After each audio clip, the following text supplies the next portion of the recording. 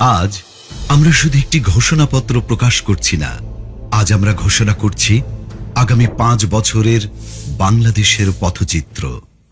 একটি এমন বাংলাদেশের অঙ্গীকার যেখানে থাকবে ন্যায় বিচার, সুশাসন ও মানবিক মর্যাদা, যেখানে সরকার হবে জনগণের সেবক এবং জবাবদিহিমূলক প্রতিনিধি।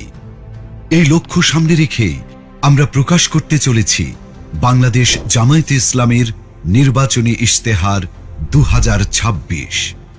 আমরা চাই এমন একটি বাংলাদেশ যেখানে মানুষ নিরাপদে বাঁচবে, মর্যাদার সাথে বাঁচবে এবং ন্যায় ও ইনসাফের সাথে এগিয়ে যাবে। এই অঙ্গীকার নিয়েই আমাদের নির্বাচনী ইশতেহারের নামকরণ করা হয়েছে নিরাপদ ও মানবিক বাংলাদেশের ইশতেহার।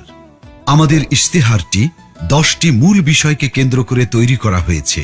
প্রতিটি বিষয়ই এক একটি স্তম্ভের মতো, যা আমাদের নীতির ভিত্তি এবং দৃষ্টিভঙ্গি নির্দেশ করে। আমরা যথাক্রমে রাষ্ট্রের সকল নাগরিকের সাথে সমস্বরে 5টি মৌলিক বিষয়ে হাঁ বলতে চাই, আর তা যথাক্রমে সততা, ঐক্য, ইনসাফ, দক্ষতা ও কর্মসংস্থান। যেভাবে কিছু বিষয়ে আমাদের অবস্থান স্পষ্টভাবে হাঁ এর পক্ষে, ঠিক তেমনি 5টি বিষয়ে আমাদের অবস্থান দ্ব্যর্থহীনভাবে না।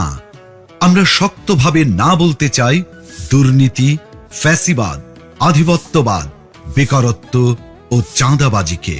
এই 10টি বিষয়ে আমাদের অবস্থান নির্ধারণ করে দেয় আমাদের দৃষ্টিভঙ্গি।